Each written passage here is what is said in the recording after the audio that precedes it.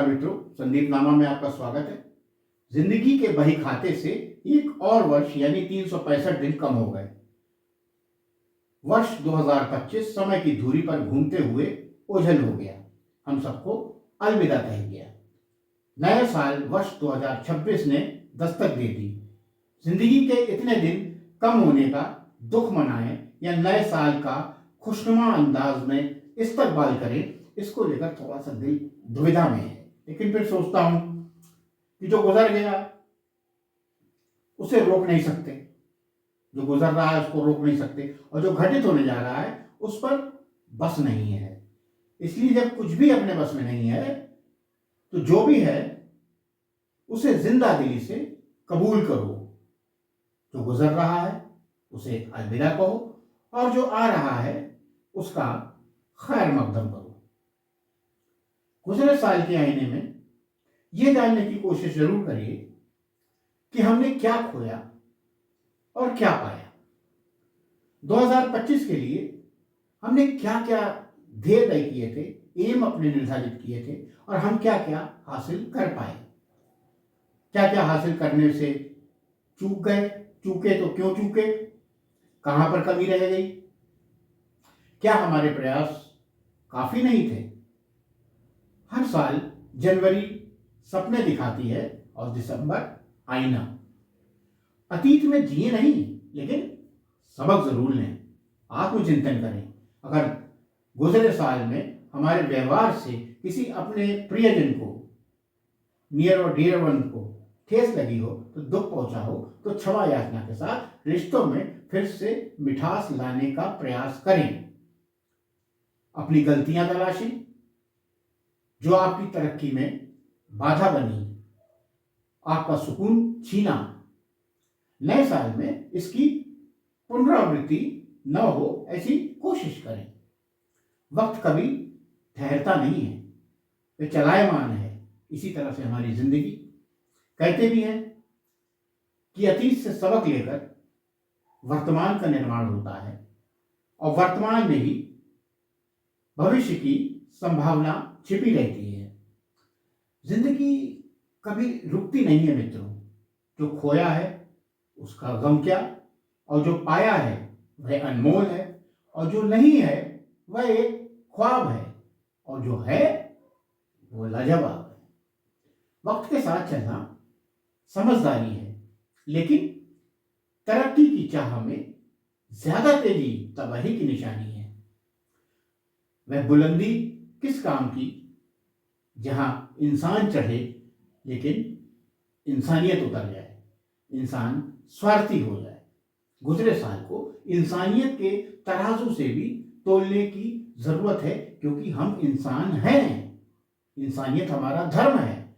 नए साल का पहला दिन यादगार बनाने के लिए लोग महीनों पहले से प्लानिंग शुरू कर देते हैं। अमूमन अधिकतर लोग नए साल का पहला दिन किसी खूबसूरत पर्यटन स्थल, खूबसूरत घने जंगल या धार्मिक स्थल पर गुजारना पसंद करते हैं। अच्छी बात है। जिंदगी का हर पल एंजॉय करना चाहिए। हमारी जिंदगी है, जैसे चाहे वैसे गुजारें। किसी को क्या अधिकार है दखल या नसीहत देने का। लोग मनोहरी रमणीक धार्मिक स्थल पर अपने परिवार के साथ खुशियां बांटते हैं एक दूसरे से। याद रखिए, परिवार की परिभाषा बदल गई है। परिवार का मतलब होता है पति पत्नी और बच्चे। बुजुर्ग माता पिता का, बुजुर्ग जनों का ऐसे परिवार में कोई स्थान नहीं रहता।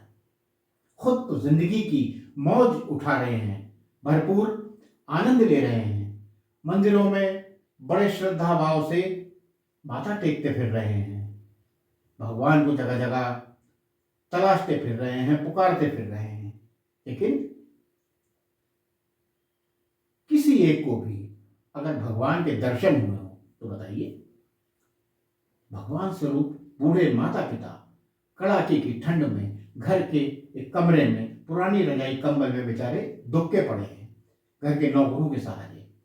सर्व तीर्थमयी माता, सर्व देवमय पिता, मात्रम पित्रम तस्मात् सर्व वियतनेन पूज्यते। शास्त्रों के मुताबिक माता पिता का स्थान सभी मनुष्यों के लिए संपूर्ण तीर्थ के समान है। पिता सभी देवताओं के स्वरूप हैं। इनका आदर सत्कार सबसे जरूरी है। मुझे लगता है कि क्या ही अच्छा होता अगर नए वर्ष के सूर्योदय की पहली किरण के साथ हम अपने माता पिता की चरण वंदना करते, उनकी चरण स्पर्श कर आशीर्वाद लेते, तो ज्यादा सार्थक रहता। नए साल में माता पिता का चरण स्पर्श, उनका आशीर्वाद लेते समय माता पिता के चेहरे पर जो खुशी नजर आती, तो इससे बेहतर नजारा शायद जिंदगी में कभी देखने को नहीं मिलता। मैंने हमेशा यही किया।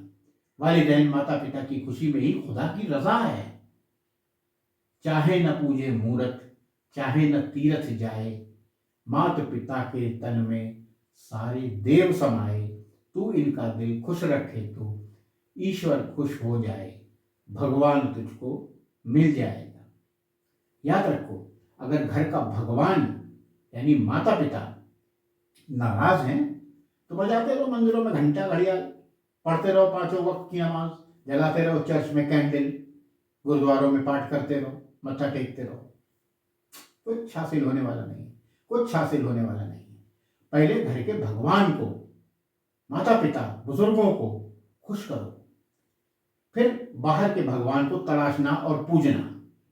याद रखिए, भगवान सभी के घर नहीं जा सकता, भगवान सभी के साथ नहीं रह सकता।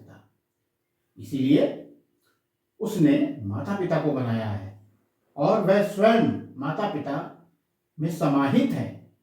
माता पिता ही भगवान का अंश हैं। अपने माता पिता की सेवा करो। अच्छा, मैं भी न जाने क्या क्या बोल गया, ये मेरे अपने विचार हैं, मेरा नजरिया है। किसी को पसंद आए ना आए, कोई इत्तेफाक रखे ना रखे, हर इंसान को अपनी जिंदगी अपने मुताबिक जीने का हक है।